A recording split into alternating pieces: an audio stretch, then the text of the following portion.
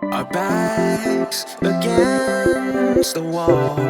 What is going on, guys? My name is Zora, and welcome to the first episode of... I don't have a name for it yet, but today we're going to be interviewing the creator of PokeMorph, or Pokemon Pink version, or Tierwatch, or however you know him. As you guys know, PokeMorph was one of the first... Not PokeMorph. When it was called Pokemon Pink version was one of the first videos on this channel, so I thought DapperGent here would be the perfect person to do for my first interview. I would have actually went with Humbird first, but I don't think I could ever get a hold of him if I tried. If you ever get that chance, please let me know how you do it, because I'd like to get in touch with Humberto myself. I think he commented on one of my videos back in like 2017, and then that's the last time I've ever heard of him. Yeah, that sounds about right. 2017 was the last message I got from him on Legend of Crystal, because I sent him a couple messages about his engine, and then we finally was like, okay, we can't get under the hood, we can't fix it, we gotta get a new engine. Yep. Okay, so I got a few questions lined up, and we're gonna just see how this goes. Okay, so first things first, how'd you become an artist?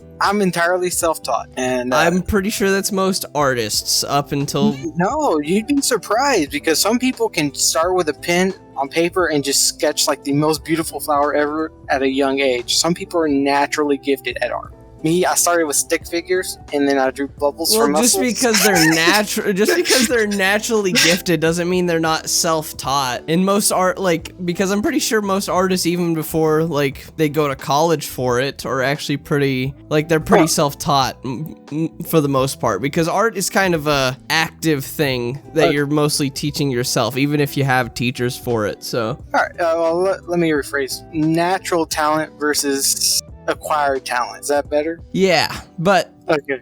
Just one thing. This is a bit of rambling, but here's some good advice. If you're someone who's not talented at something, if you're self-taught or you want to teach yourself, but you look at someone who's talented and be like, oh man, but they have natural talent, I don't. The people with natural talent, the people who have natural talent versus those who don't have natural talent, once you get to a certain threshold, the people who've taught themselves without the talent will be better than the ones with natural talent, because the people with natural talent won't struggle as much. And when it comes to art, you don't learn art without struggling. That's the whole point of art. That's why every artist hates every single thing they make. Yep, absolutely. All right, continue. Well, I agree with that wholeheartedly, because I strive to just be, I won't say one of the best, just to be better than what I am. And every artist, no matter if they have natural talent or if it's an acquired talent, just aim to be your best. And I've been doing digital art maybe 6 years now, and I look back and I'm like, oh man, look how far I've come. It's so much better. It's so much better. But I'm like, I can still do better. I can still achieve greater as an artist, and still working towards that. It was funny because I didn't get into digital art until I saw Humberto's game. The next question is, how'd you get into Pokemon? Or was Pokemon Pink version kind of your first or hentai version, your first introduction into it? It was actually Humberto's game. I did some doodles of the starter Pokemon, Charmander, Bulbasaur, and Squirtle, and their evolutions. Just for fun. It was a little sketch on paper and nothing great. I still look back and I show people this is what it looked like when I started. It's absolutely terrible. Okay, I'm gonna show you my first digital drawing and my last digital drawing, and then you'll one moment, let me try to find it. Okay, this is the first thing I drew digitally. It's amazing. Not at all. And then this is here, one second. I gotta dig into my folders to find it, and I'll post most of these on screen. Is that a creeper from Minecraft? No, that's Basherverse. Anyway, that was a long time ago, before he had a mental breakdown. Okay, and then this is the last one I did before I took kind of a hiatus from digital art to focus more on traditional. Oh, that's not bad. There's a huge That is first good. drawing is horrible. The last drawing, I'm like, it could be better, but the first drawing is god off. Yep, I mean, But I'm the same way. I look back at my original PokeMorph art because I originally was going to do it for Humberto, but he had Bubba at the time, so he didn't need another artist, and he was doing his own thing. So I was like, I'm just doing it for fun. yeah, Humbird dropped off the face of the planet. I think he's still working on games, but I don't think he's working on his Pokemon project anymore. I think It's sporadic. He'll come in with an update like every few months. He has some real life stuff going on. I'm not sure of the specifics, but I'm pretty I hope sure everything goes well for him. I'm pretty sure on Twitter he said like I'm not in the creative mood to do it right now, so it's pretty much on hiatus until further notice or if he ever decides to come back to it. But I guess okay. So, I guess that relates to the next question. What made you want to develop your own Pokemon hentai version? What made you want to develop Pokemon Pink version? Again, it just goes back to Humberto. Like, I specifically made an Easter egg in PokeMorph specifically for Humberto. I dedicated a whole room to him because he was the inspiration for it. Me, I like story elements. I like being involved in the game, no matter if it's porn or if it's if it's an actual game. I like to be involved in the story, and I didn't like the characters in his game. Like, I didn't like how the story was going. It wasn't a bad game. I still enjoyed it. But it's just missing some elements that I really wanted in the game. So that's when I branched off and I made it the original Pokemon Pink version. And I started on that. How'd you find Humbird? I'm guessing just you found the Legend of Korra forum and found him, or how did that go? It was a branch off from Newgrounds because I found the Legend of Crystal's original game, like way back when. Like the original. Yeah, I found that way before either of those games too. So what is it? I'm pretty sure it was just called Legend of Crystal. 2011, maybe a little sooner. Anyway, it is a while back. But I was like, okay, and I found the forum that it's posted on originally, the Legend of Crystal forums, and then from there I started browsing, started looking around, seeing what everybody was making, and I've been a long time Pokemon fan. I started with Red and Blue, and I was like, oh, let's throw back to my game. It's bringing it into my adulthood, and I'm like, oh, you know what? I'm going to enjoy this. That's funny, because I asked you a second ago, how'd you get into Pokemon? But you said from Humbird, but not, okay. Okay. That inconsistent. Pokemon. He's creating his backstory on the fly. Got it. Pretty much. Okay. I started with Red and Blue. I found Humberto's game later on, much later. I started with Blue, but that was because my friend owned it. But this was like, I didn't get into it until Diamond and Pearl was out. So. Yep, I saw that video. What video? The one where you were talking about, oh yeah, I got into it about Diamond and Pearl, so these are my favorites. These are the ones I prefer. These are the ones I know. Oh, it was whenever you were covering the last PokeMorph video. I have the memory of a goldfish, so I don't remember anything I said in that video. I also was like cramming for school, so that I have I don't remember that most of that video, so. Okay. Side note. It's very sad that a good amount of games on the Legend of Crystal forum are about to be dead in the water, sort of. Most of them are, yeah, because Flash is no longer a thing. So whole forums worth of games kind of either dead in the water or they have to transition. Yep, I do know that there's like this one team that's, I think it's mostly just volunteers and stuff who are taking like Flash games and like archiving them in a program that can run without Flash. So I don't know if anyone's going to do that for the Legend of Crystal games, but who knows? There will probably someone will come by and be like, oh, I can redo this. This is easy. Another side note. Yeah, I was researching like how to transition Flash games into any other engine, and apparently Flash is very difficult to transition. Yes, it is. HTML is, I think, the only thing that kind of, like, HTML5 is the only thing it kind of can transition into. But, like C# and stuff, it's very difficult. We initially tried to do that for Humberto's engine to convert it over to something that we can actually break into and fix a lot of issues. But it was beyond our skill level to be able to do something like that. So we wound up just having to scrap it and try to start our own at that point. Humbird's engine could use some work. Yeah. The main issue was it gets to a certain point and it starts really bloating and lagging, and at least it becomes unplayable, and we couldn't get into the engine itself to fix the problems that we were facing, because the leveling system needed some work, and we needed to do some tweaks here and there, but we couldn't get into the engine itself. At least it's not as bad as Yandari Dev's engine. I don't know if you know about that controversy. I have no idea. Well, you know what Yandari Simulator is, right? Or heard of it? Nope. Over my head. Okay, Yandari Simulator is basically... Do you know what a Yandari is? Nope. I'm uneducated, apparently. Okay. Well, this is more like anime stuff. But here, let me look up the the definite. So a Yandari is a fictional character who is more like romantically attracted to someone, but is batshit crazy. Oh, okay. Like completely insane. Like they would cut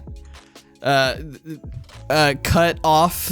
Some would cut off their crush's legs just to prevent them from escape. But that's basically what a Yandari is. Okay. And then there's this anime game called Yandari Simulator that was popular amongst like YouTubers. Like I think PewDiePie and people like that made it popular. But and then people have looked at the code for that game, and it is horrible. Like it's taken the guy like 8 years to code it, and he uses like you don't know that much about programming, but there's things like called switch and if statements. Instead of using a switch statement, which is like it'll be like, what is it? Like it'll go through the list of things to do, but it won't like make the game lag or whatever, but he uses if statements instead. So basically every second there's like 100 like if things triggering, which makes the game unbearably laggy. Oh man.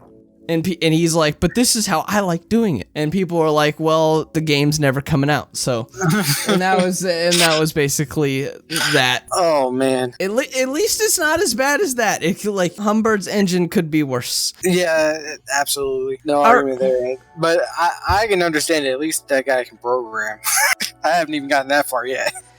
He can program, and he's had like actual programmers help show him different methods or gave him tips for programming, and he even worked with a indie dev company called Tiny Build, which made the Neighbor game, Hello Neighbor, and he still is like, nah, I'm doing it the awful way. Oh jeez. So yeah, it could be worse. Okay. Could, like I've only taken two programming classes, one in C++, one in HTML, and even I am like, I've only 6 months, one class, and I'm like, what is this program? It's awful. But okay, so let's move on to the next question because we're rambling. Mostly I am. So, how'd you feel when you discovered YouTubers playing your game? Oh, I was excited. I think there's only like 3 different people that were covering it, and I won't mention one of them. One that we cannot name because I think I'm the one who alerted you to the problem with that guy. Yeah, yep. I forgot who the other one was because it was a couple of quick, short videos. I don't even know if they're around anymore. And no voice to it, just them playing the game. People have bootlegged my thumbnails and videos of PokeMorph. So, it's great. And then I saw your video on there, and I was like, what's this? And then you started talking and started playing, and I was like, oh my god, this is hilarious. This is fantastic. I was like, the only thing that would have been better is reactions to some of the horny poses, not just the actual front poses. Because just you clicking them and... I reacted to those. I don't know if you remembered. I was like, holy... I think I think the only reason I didn't really react to yours is because I played Pokemon Hentai version first. So I reacted to those, so when I saw yours, it was more or less like, they're different art styles, but like, I mean, come on, the first thing you see in Pokemon Hentai version is Pikachu shoving like 8 Pokeballs in her cunt. So, so when I got to yours, it's like, oh, I've already seen the worst part of it. Been there, done that, alright. But it was just the initial reaction whenever you see the different front poses that we did. Your reactions to them were priceless. I enjoyed it so much just listening. I was like, oh, if only he could see the horny pose of that one. I want to know what you think about that. Hey, okay. I didn't know what I was doing at this point. Legitimately, the Pokemon Hentai version Let's Play and the PokeMorph Let's Play were kind of, what is it? I didn't take those as seriously. In a way. So I originally, I don't know if you've heard this story. I've told it a couple times, but I don't know. My original Let's Play of Pokemon Hentai version was on my other channel, youtube.com/aura. But the more I thought about it, I was like, okay, YouTube doesn't really like sexual things. I don't want to lose this channel. It has the URL /aura. I don't want to lose that. So I'll just make a new channel and upload it to that. And then I uploaded the first 8 episodes of Hentai version, and then I don't remember how many episodes of Pink version I did. I can actually look that up real quick. I still have all of them. I don't know if I still have them uploaded, but I do know I have them on my other hard drive. I think Pokemon Pink version was actually the 3rd upload to this channel. But anyway, I uploaded them to this channel, completely forgot about it. I didn't look at this channel for like 6 months, and then I came back and all of a sudden it was bigger than my actual channel. So, because what is it? I believe in the summer of 2016, because Pokemon Go became so popular, Pokemon Hentai was like one of the top searches on both YouTube and Pornhub. So, and it kind of just interacted well. Oh my god. That was my awkward stage. Oh my god, that's great. Yeah, there's definitely a correlation there. Yeah. And I gamed the algorithm too, because this is a tip for all of the upcoming channels or people who want to make channels. What I did is, because back in 2015/16, people would like trick YouTube into promoting their videos higher in search results by like spamming tags in the description. Yeah. But then YouTube banned that. So for Pokemon Hentai version and Pink version, I essentially, I kind of did that with the description, where instead of like spamming tags in the description, I would make an entire paragraph that spammed the tags. So that's why if you go to the videos, it's like, Pokemon Pink version is a fan-made blah blah blah game. Pokemon Pink basically you just want to get the title of the game in the description as much as possible, and then it'll boost it up. I remember like I kept updating the description and searching the video and seeing how higher I could get it. And then I became the the mascot for Pokemon Hentai. I don't know what my That's when my life took a downhill. I found you initially. Is because I was like, all right, I need some Pokemon references. I googled it, and it was like Pokemon Pink version popped up on YouTube. I was like, what's this doing on YouTube? Who is this? Why's my game up here? And I didn't even censor it at that point, unfortunately. And now I have to have all of the original, the PokeMorph playthrough privated because YouTube started attacking my channel. Yeah. But there's a reason you're not working on PokeMorph anymore, and that's because you guys received a cease and desist. No, we didn't quite receive a cease and desist. So we had an issue with another creator where I actually had to get a legal advisor involved. Because of another creator? Mm-hmm. I'm not going to name any names, but it's someone who we're having a lot of issues with. Our general rule with them is... is it? I think I might know who you're talking about. Yeah, there's a big thing on the forums for a while. Now, I'm just going to guess, and you can tell me yes or no. Is it by chance the guy who worked on Pokemon Evil version, or is that a separate issue? I'm going to plead the fifth on this one. So basically you're answering by not answering. Yeah, I remember that. I remember like because I started playing Evil version. That game was the English in that game. Like I remember trying to record that with Kumadin or Vante. He's been in a few of the PokeMorph videos, and then he was like, "I can't play this. I can't play this. It hurts." And I was like, I remember after every recording session, I would start talking in broken English because I was playing it for too long. But yeah, I remember that unfolding. Yep. I had to get a friend of mine who works in the patent office in DC involved. He's a legal advisor there. And basically, I kind of got him involved. I usually don't let people in my personal life in on what I'm actually doing for obvious reasons. I mean, I don't. Had to get them, and you know, they've kind of been watching my back on certain things. In November or December of 2018, he was like, okay, Pokemon Company and Game Freak are taking these steps, they're cracking down, all these other Pokemon are getting their own personal franchises, it's going to be a nightmare if they come after you. I would recommend shelving this for now. Can't guarantee you'll be able to come work on it, but they're cracking down on some of the fan-made games coming, a lot of the content that people are releasing, they're just fan stuff, and I was like, I really didn't want to go through that whole issue again, so I was like, all right, team, we're going to have to shelf the project. I don't want to have to deal with that headache, and someone that I trust knows what they're talking about advise we do this, so all right, here's plan B. Yep, and let's just take everything we have so far and put a new coat of paint on it. It's now Tierwatch. Exactly. Yeah, I've noticed like some of the. Okay, this is not a question on my list. Why the name Tierwatch? Originally, it was just the project name. Something is going to be used as a placeholder, but people liked it, so we kept it. But it's actually a bastardized version of Tierwatcher, which is German for, which essentially became the game. You cut out. It's German for what? Beast Guardian. Beast Guardian. So the whole game features the Beast Guardians, and each region has their own name for the Beast Guardians. Tierwatch are the Beast Guardians in Eisenheim, the game we're starting with. Do you want to tell anything more about Tierwatch? Would you like to explain? I could talk for days about this. I'm not a very passionate man, but I'm very passionate about Tierwatch. I think everything I can to get this game out. So just because I'm enjoying it. Not even the adult aspect. I could rip the adult aspect out of this game and still love it, still want to work on it because that would take a lot of redrawing of certain regions of the tiers.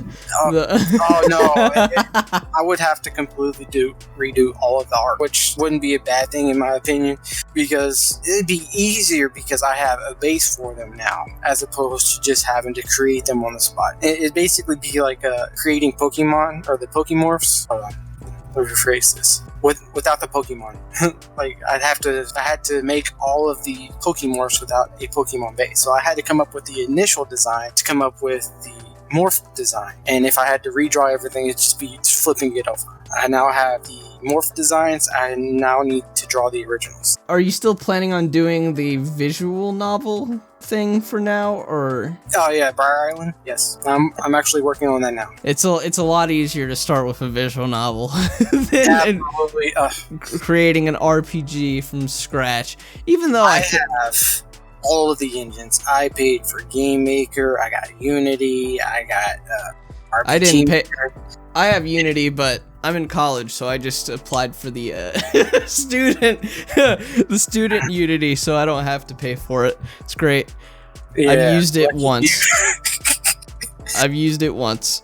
I've tried doing different things. I've tried learning different things, and I will tell you that it's been painful. It's been a harrowing experience for me. It's like each time I try to learn anything, I take it and I try to put it into practice, and it's like I just entered the test and forgot all the answers. Well, that's the thing about like art and coding and stuff. You learn through practice. Exactly. Rather than and it's me. I'm the type of person who learns as I go, because after the last episode of PokeMorph, I decided to try and port it myself into Unity, because I personally want to see PokeMorph finished, and if I have to do it myself, then I'll do it if I ever get the time to. Now I spend like... Just so you know, if you need it. I actually had the whole game planned out. Trust me, let me get through what what's already live, porting that over. Because I spent like a good 24 hours just redesigning the first town, the house, and getting the walk cycle down. But oh yeah, you showed me that video. I showed you. I could actually put a clip of that in the video too. Believe it or not, the walking is exactly the same as doing it in Humbird's engine. Mm-hmm. It is not that difficult. The walking wasn't hard. The walking is easy to do. It's everything else. I actually not that. It took me 2.5 months to figure out how to get the enemy trainer to walk towards the player in Humberto's engine. Okay, so I used Humbird's engine. It took me about a day to figure that out. But okay. See, that's what I'm saying. Coding it's not in my skill set. I'm trying and I'm pushing through, but at the same time, it does not compute. I believe in you. This is you just gotta think about coding very differently, because most people who think about it are like, look at the code and are like, oh my god, what is this? Ah, my eyes, I don't know even where to begin with this. If anybody wants to know how coding works, essentially it's a long sentence making a simple statement. Yeah. It's like I want to turn on the light switch, and then it's just a very long string of I'm pretty sure the only reason I figured out how to do it in Humbird's engine though is because I had prior knowledge on modding Minecraft. I had very basic knowledge in that. But Unity's a lot easier than Humbird's engine. A lot easier. Hopefully I get more time for that. I feel like it would only take me, because it's gonna take me a while to figure out how to do just a title screen though, so yeah, I know how you feel. Okay, here's my next question, off from the tangent. Where did the name DapperGent come from? Some friends of mine in real life. One of them used to explain to other people. I was like, oh, this is our friend. He's a good guy. He's a very dapper gent. And it just snowballed. I mean, I don't know if anybody knows where the name Aura comes from. It's kind of obvious, but I'm just gonna leave it at it's obvious. Here's a question. Have you ever in real life you were trying to figure out how to introduce yourself to someone and got confused about which name to say? Yeah, just now. Because that is I've gone to like classes and stuff, and my first instinct is to say Aura instead of my actual first name. It's a problem. All right. So my favorite experience in this is my communications 101 class. We had to come in and write our name on the board. I was like, well, I don't want to do that yet, so I wrote that guy.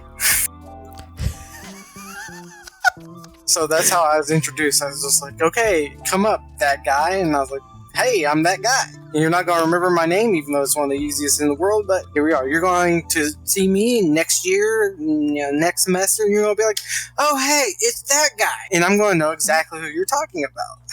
And I still have people on my Facebook that call me that guy because they remember me as that guy.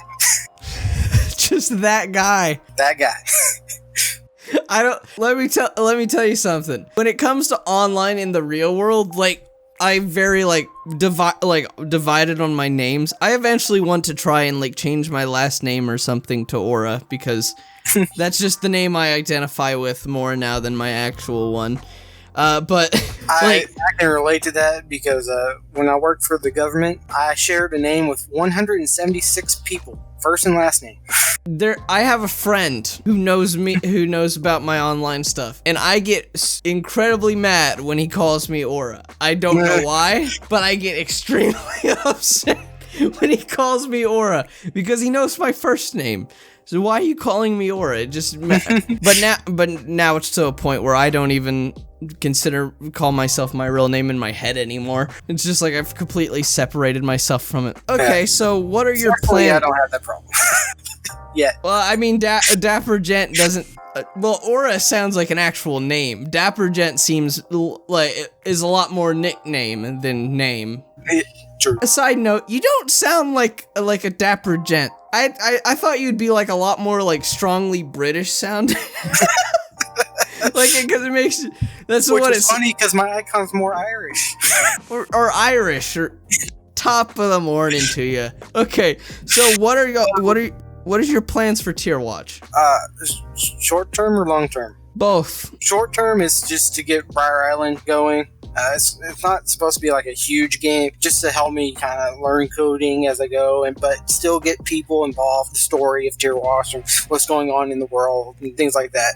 Slightly longer term, get the actual game, the RPG going, and get that finalized, get the map out first so people can go in, they can explore the game, they can see a little bit of the story, battle our versions of the gym leaders, which are officer training facilities, and just once that's out, go back and start plugging in the story elements, the goodie, and all the things that people are waiting for to see in one big map pack. If I can get to that point, I'm going to be happy. Like, I'm going to be ecstatic because that's where I want to go. That's where I want to be. Everything after that will be icing. I have smaller goals to continue after that point and go into each region and continue the story of the main game until all the regions are done with a couple of smaller stuff plugged in here and there. But we're talking years down the road for those. So basically, just you want to build a universe essentially and get universe. It's just putting it all together. Well, you have the idea for it, but you haven't built it yet or established it yet. That's what I mean. And get basically the DarkImpulses studio established. This is I don't know if this is a personal question or if I'm just confused. I thought you had a programmer separate from yourself. That is a long, painful story that starts back in. I remember getting in a huge fight with him. It was a stupid argument. I don't know why I was so passionate about because I remember getting an argument. I don't remember something like that. Nah, don't name names. I know. But okay, I won't name names, but I remember he was a coder, but he wasn't a professional coder. He was. When we started PokeMorph, Pokemon Pink, we were all novices, beginners. Yeah, we had no idea what we were doing. We all came together. We wanted to get it done. And the biggest issue with Pokemon Pink and then PokeMorph was that we were treating it like a hobby. So we didn't get as much accomplished as we wanted to in the 5 years we were working on it, because it wasn't really a game to the group. It was a hobby, something they did whenever they felt like it or could. Yeah. But we've gone through like 6-7 programmers total since Pokemon Pink. There's a lot of people who volunteer their time and then just don't. Yep. Well, before I go to that, don't get me wrong, I understand. It's a lot of work. Sorry, go ahead. Yeah, before I go to my, because I have something else that's related, but before I go into that, let me finish. So, this, you had to be a part of the DarkImpulses Discord to know this. I got in a huge fight with that guy. I don't think he liked me all that much. Because I remember the conversation of he was helping you guys develop a Pokemon hentai parody, but he himself did not like Pokemon. Yeah. That seems kind of counterproductive to, because he was shit talking the concept of Pokemon, but he saw it as something that was just flawed beyond. Well, flawed is in the beauty of the beholder, because if it was so flawed, why would it be one of the biggest companies in the world right now? And he just was like, man, this game's mechanics are awful. We need to completely redo it. Ground up. And I remember just like... Let's see, coming into Tierwatch, I was really hoping to bank on that mentality because he did bring up a lot of good points. And with Tierwatch, it wiped the site clean. It allowed us to address all those issues and allowed us to do our own thing. But when it came down to it, just those same creative differences hindered all progress. Yeah, it just was a guy who got on a Pokemon team who didn't like Pokemon. That just seemed, it just is very counterproductive. Okay. Well, if any of the people watching your coders would like to help them, you can. I don't think many coders watch me. Actually, there is one, but I believe I don't know if you've ever heard of a game called Academy 34, but it's a visual novel based on Overwatch that I've played on the channel. I believe the coder of that game actually watches my videos. I think he's actually a patron of mine on my PG Patreon. But that's about the only one I know of. But yeah, it just sounds like it just boggles my mind. You're working on a Pokemon game? I hate Pokemon. It's interesting, but I don't like the mechanics. I don't know why I'm working on this game. He likes the concept of Pokemon, not the execution.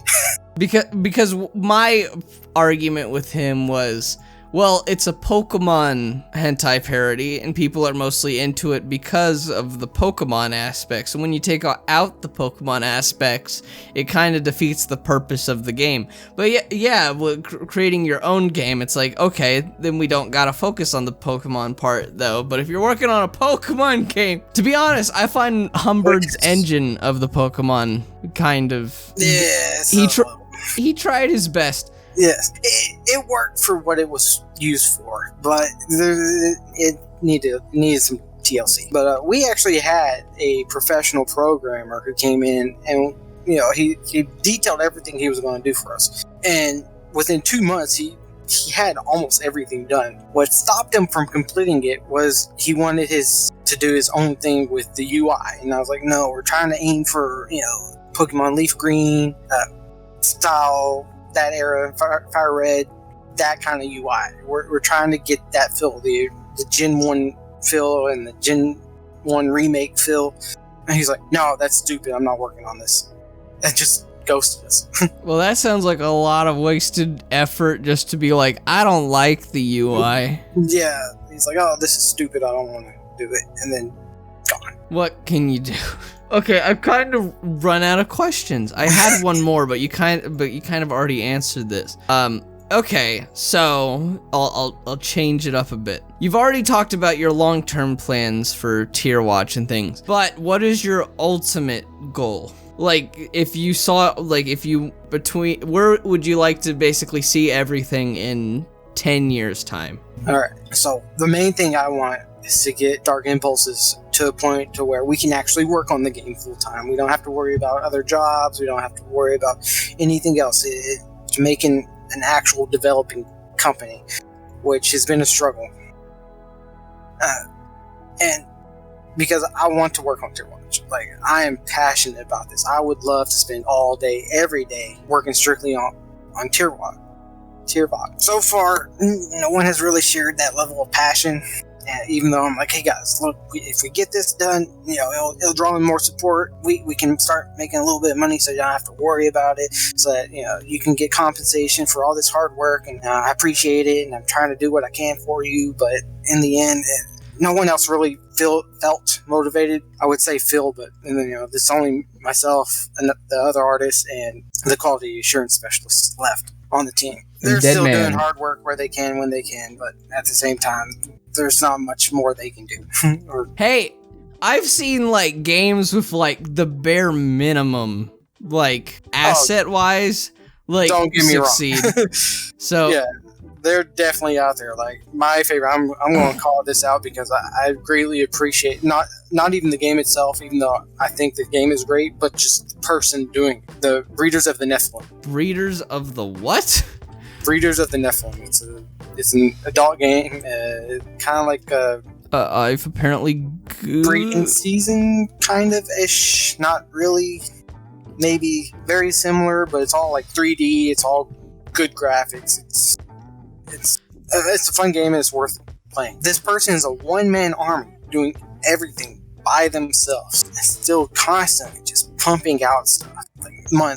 Every month, maybe 1, maybe 2 updates, 3 if they can get it. But I've seen them overhaul the game twice now. Added dozens and dozens of characters and alterations, and they're doing it all by themselves. And I'm like, oh, I want to be you when I grow up so bad. I want to be you when I grow up. Okay. Speaking of breeding season, you guys PokeMorph kind of has a lot of common with that, somewhat, because you said talking about how like a bunch of coders left. Breeding season died because the artist took all of his assets and left. Yeah, let's not hash that out. Yeah. I don't even know that drama. That game, like I maybe like tuned in every other month, and that was before I even played PokeMorph. I think I didn't really care that much before. Yeah, it was I've been around it long enough to where I'm just like, it's still some time since it's passed, but people still bring it up, still talk about it. I'm like, oh, it happened, please. Yeah, there's a lot of clones of it too. Yes, there are. There are. It spawned an entire genre of people who just want easy money, so they make a game similar to it. I can't say any different because the initial Briar Island concept was actually going to be part of PokeMorph, and it was going to be our Pokemon version of like breeding season. Well, it was more, well, there's what the people I'm talking shit to are the people who do it solely for like they aren't really that passionate about it. Like you could tell the difference between someone who is enjoying making the game and people who are like, oh yeah, that's easy money. The people who really want to make it versus those who just want to make a buck off of it. So basically, the EAs of the hentai world, those are the people I'm shit talking. Yeah, like, that makes a lot of money. Let's do that. So, easy. Yeah, speaking of which, the second programmer that came up and just abandoned us, he came back a second time. And I was like, hey man, a new game, similar program, you have the freedoms to do what you want with it. This is the stuff we're looking for in it. You only have to add a few things to it. And he's like, yeah, sure. Yeah, I can get that done in a couple months. All right. A couple months later, I'm like, hey, man, just checking in, seeing where we're at. He goes, oh, this is awkward. I don't know how you're talking to me. I removed you. So that's called an asshole. Basically, he was like, well, I don't want to do this for you because, one, you treat your friends like shit. And I was like, who am I treating like shit? Apparently, the other team members didn't like that. I was like, okay, guys, we agreed when we started working on Tierwatch that we're not going to treat it like a hobby. We're going to treat it like we're actually trying to make a game. And the whole team agreed on that. I was like, okay, so here's what we're doing. Here's our game plan. Is everyone in agreement with this? They're like, yeah, let's do it. We're excited. And then lo and behold, months later, I'm like, guys, what's going on? Where's the sprites? Where's the coding? Where's this? Where's this? We've been doing this for 6 months now. We have nothing to show except some arts for characters and a little bit of story. And then in November, I was like, okay, guys, it's time. You either step up or you step down because we're depending on you and nothing's happening. And I get it. This is a volunteer gig and not getting anything for it yet. But at the same time, if you're going to volunteer for a project, you got to work on it. And then he comes back around, the programmer, and he's like, I don't like how you're treating them. I don't like what you said about them. I don't like this, and this. And then he's like, and then you're getting greedy. I was like, greedy? What are you talking about? And he's like, oh, well, I'm doing all this for you, and I'm making this program, and all you want to do is make money off of it. And I was like, no, no, I don't want to make money off of it. I want to get to a point to where we can financially back the game so we can pay for the assets we need, the people we need to work on it. And I was like, I would be happy not making any money on the project and giving that money just to the other people that will be part of it, the programmers, the sound effects people, all that. I give them all the money because that's how badly I want this project. It sounds more like people came in saying they'll do things, but then not actually wanting to do anything. Yep. Now, no, I can't even say that because they did a lot of work. Don't get me wrong, and I appreciate every little bit that they did do. Like, I'm going to call him out. Val was phenomenal in getting all this story. He wrote all the PokeMorph stuff. Like, I gave the guidelines of what it should be like, and the stories and that. And then he'd go in, he'd change it. He'd change it. All the writing and stuff that you see in the game was all Val. That was all him. And so he did all that work. And of course, White, all the art that you see in PokeMorph was all his finished stuff. One of the agreements I had with all the other creators out there that were like, hey, can we use your assets, your art? And I was like, yeah, you can use anything that's not going to be in the final game. I was like, that's fine, because that's not unreasonable. It's like all my art that I was doing, fair game. We're not going to use it. It's going to be updated. It's going to be changed out. Have at it. And so White did all our work, and he still does a lot of work. And as a matter of fact, he's actually learning 3D programming right now so that he can, transition Tierwatch into 3D later on down the road. And Ninja did all the sprites that we use for PokeMorph. So he did phenomenal work there. But coming into Tierwatch, I don't know what happened. Like, we all agreed this is where we needed to be, and then all of a sudden, nothing. I think it feels like more like real life kind of got in the way for some people. And when I meant like people who bit off more than they can chew, I was more talking about like the programmers who came and left. Yeah. It sounded more like they came in like yeah, I'm excited to do this. What did I agree to? And I've gone both directions. I've tried to be a hard ass. But then on the other side, I've also tried to be patient and understanding, and I've tried to balance the two, and I'm just like, okay, nothing's working, guys. What's wrong? I think the visual novel aspect will make things a lot easier. I feel like that's something that you guys can get out, and like, I mean, Wing Cloud gets one out every like 3 months. I don't know if you know who that is. I'm still aiming about the middle of this month to have the intro done. I mean, if all else fails, just go into Microsoft Paint and just get... Oh man, it's funny you say that. I'm not going to load up my tablet because it kicked me off last time I did it. But I have most of the scenes. Oh, here, I can. Oh, wait, no, never mind. I don't do that either. Here we go. Let's try this. Yeah, I can show you because I'm basically mapping it all out. And I'm setting up all the scenes so I can show the preview of the plans for it. And then I'm going back and I'm cleaning everything up. Yeah, here's one scene I'm working on, part of the intro. That's actually looking fine. Yeah, and all the intro scenes are pretty much like that. And I have like 3 or 4 more to do. Essentially, just storyboarding as you're going along. Yep. There's actually a lot of visual novels you've done that where I think I'm trying to think of which one it was, but I would be like playing a game and then like they would finish some art and then and then all of a sudden it would be just quick sketch done in Paint. Just quickly done just to get it filled in. But yeah, a visual novel is a lot easier than an RPG. That's pretty much what I did with some of the characters, just so I can get their visual representations out of the way. There we go. Just a quick sketch up, throw some paint on there, get a visual done. That's how it's done. As you can see, it needs some serious cleaning, but I just put those together to showcase the characters. I mean, that's the beauty of like Patreon and upcoming games is you don't have to have them be great the first go. Exactly, and then you can share the progress you're making as you go. Yeah, it's more just like what is it called? Sorry, go ahead. No, you continue. I've lost my train of thought. My bad for derailing you. That's one thing I greatly appreciate about not only our Patreon community, but our just community in general, because you don't have to be a Patreon to be part of our Discord. And I've got a handful of people that are just really involved with the project, and their energy has been helping push me along and keep me going.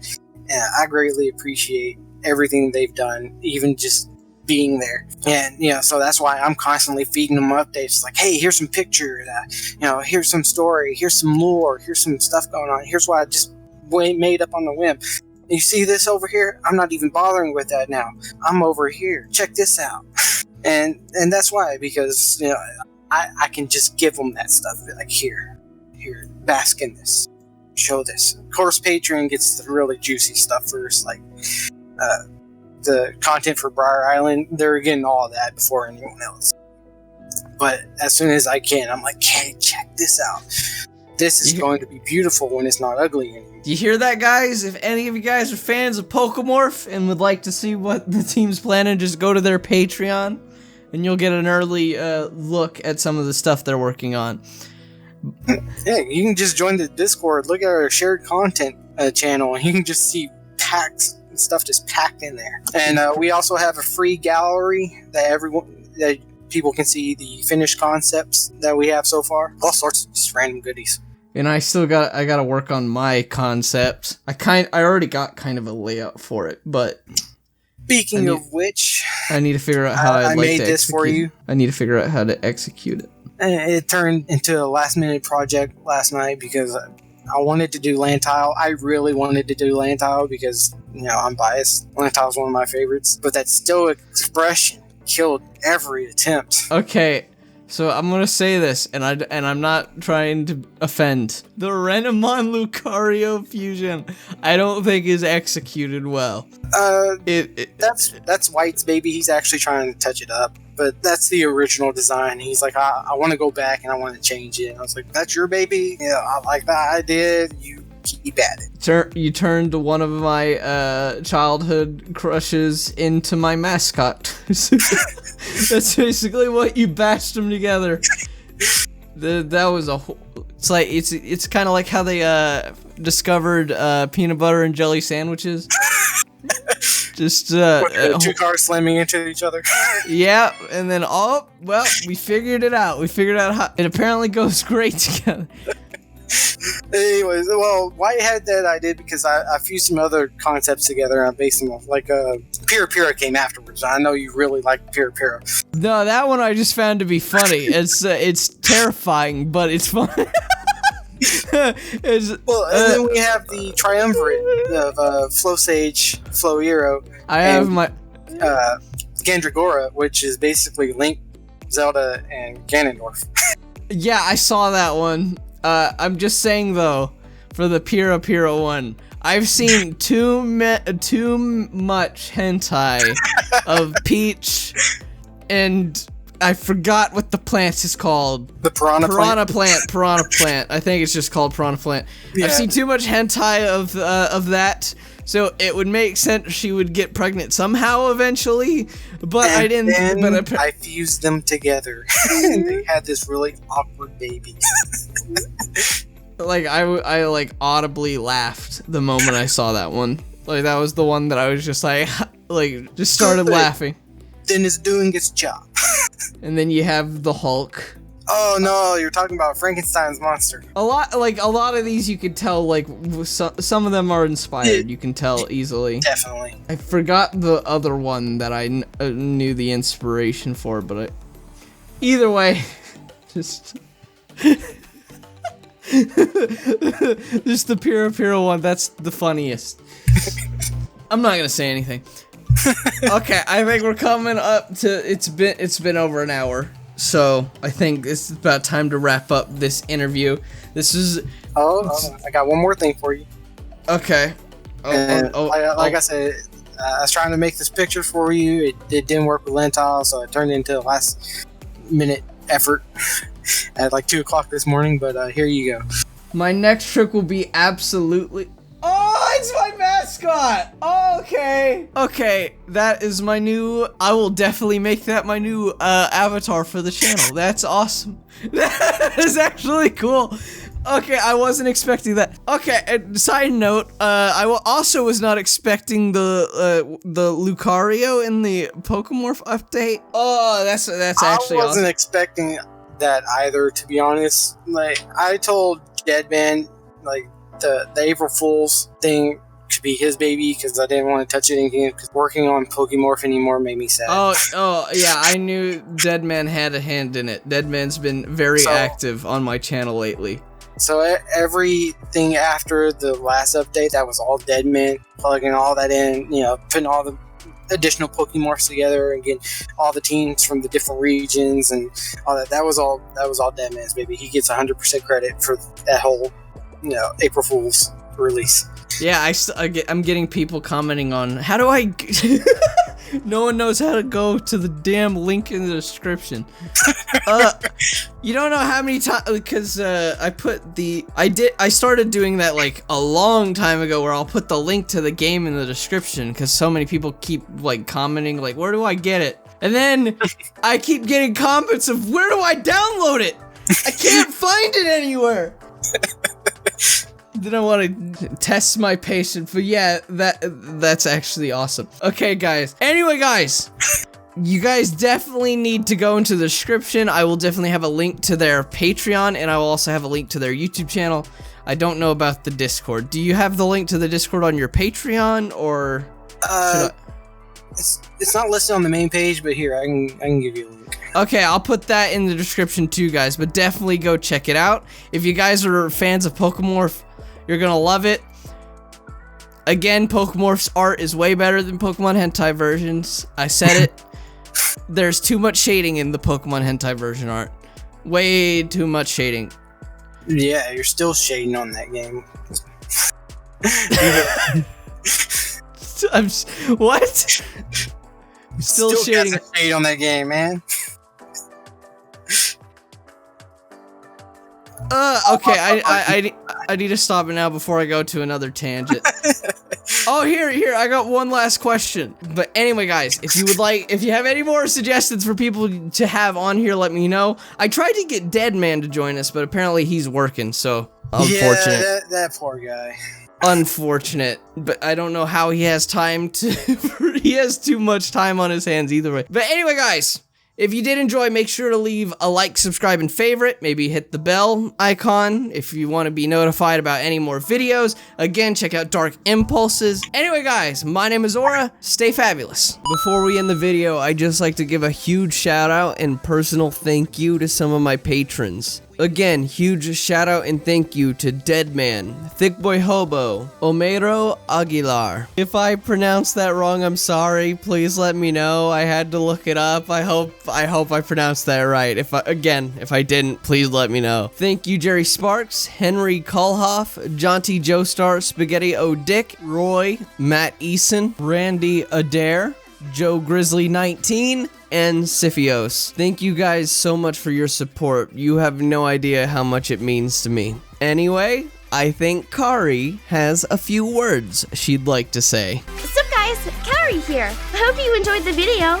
If you want to see more, check out our previous video here. Or if you'd like to support the channel, check out our Patreon here. There's also a video that was picked up by YouTube just for you. And lastly, you can click here to subscribe.